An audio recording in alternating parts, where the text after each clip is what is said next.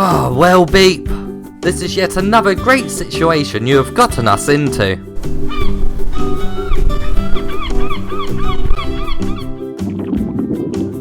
Oh, I'm starving. Dear Diary, it's me, Carl, the crab. I write in you every day. Island Time VR review for the PlayStation VR. Let's begin!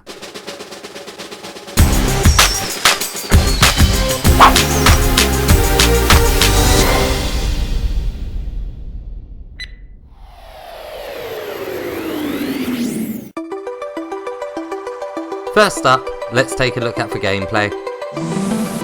This is a survival game where your main aim is to not starve to death on an island. Doing this involves a bit of resource management. You always know exactly how hungry you are by looking at a heart on your watch that is found on your wrist. How many minutes you have spent on the island is also displayed here. You are always in one position on the island. To turn, the game does use snap turning. Your main food sources come from fish in the sea and a coconut tree just above you. To catch a fish you must first build a spear. You do this by combining a rock and a piece of bamboo together. There's a few things on the island that you can combine together to create new objects, but I won't go into great detail about them, as a lot of the fun comes from experimenting with different item combinations. Also on the island with you is a crab called Carl, who serves as your guide. He does give useful hints now and then on what items can be combined, although there isn't too many of them, and I never really felt lost on what to do next. A care package comes every day with items to help you survive, but after a while it doesn't become exciting, as not many new items are presented. Catching a fish with your spear is a lot of fun and feels quite realistic, as you can even pierce two fish at the same time. It's also quite satisfying when you pierce a fish in mid-air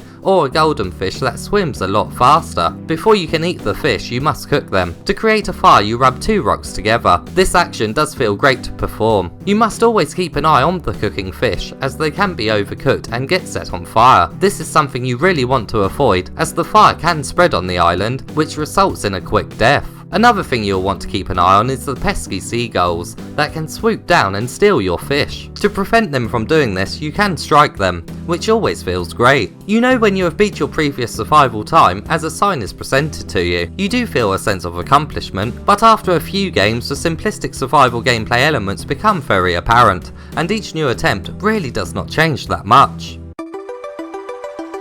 Now let's take a look at how immersive this game is.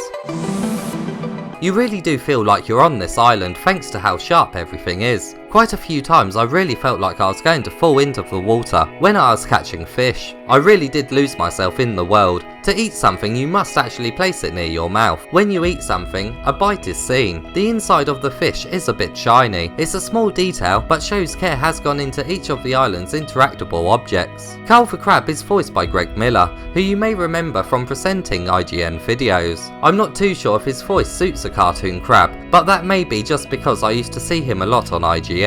The main issue with the voiceovers is that the lines of dialogue keep getting repeated. It does get incredibly annoying.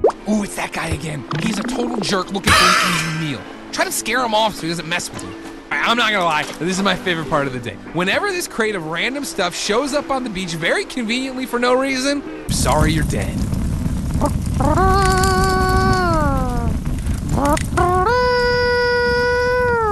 It's really hard without lips. Unfortunately, there is no options to turn them off. The music is done very well and is quite chilled out. If you find it getting repetitive, you can change it on the boombox or get rid of it completely.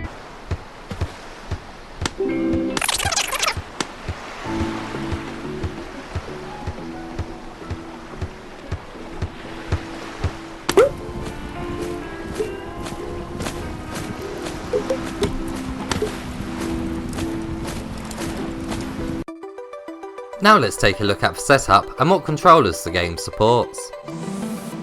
I played this game in a standing position just over 2 meters away from the camera. You will need to stand for this game, as you need to reach quite far down to spear fish and reach up high to knock down coconuts. The head tracking was fine and the game did not make me feel motion sick. I highly doubt that you will feel motion sick, as you are always in one position on the island and the game does use snap turning. This game requires 2 move controllers to play. The other controllers are not supported. Now let's take a look at the length of the game and what trophies come with it.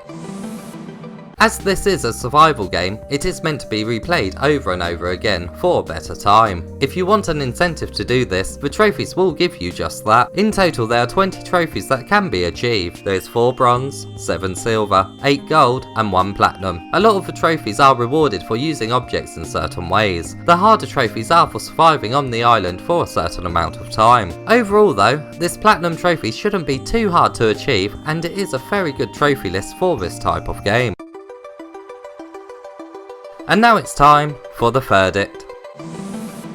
This is a very simple survival game. The gameplay is very solid, and performing each action does feel amazing, like when you reach up to knock a coconut out of a tree and then grab it with your other hand. The immersion is excellent, but there isn't too many gameplay elements to make each new playthrough exciting, and Cole's repeated dialogue doesn't help matters. The game really is fun for the first 3 or 4 attempts, but after that you have likely seen most of what the game has to offer, and for this reason I do feel like it's a bit overpriced. More random item spawns in the care packages would have made the game more exciting and something else to look forward to each time they arrived. The game lacks any kind of online leaderboard, which is a shame and would have made it a bit more competitive. The trophies included do offer an incentive for trophy hunters to keep returning to the island, however I think other gamers will find the survival elements lacking and won't return too often.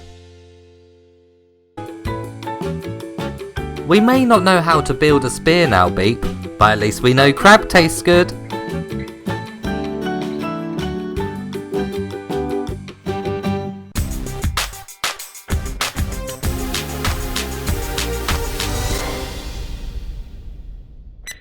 This really could have been an amazing survival game. It just lacks any real depth to keep you wanting to go back for more. If you enjoyed this review, please give it a thumbs up and subscribe for more PlayStation VR content.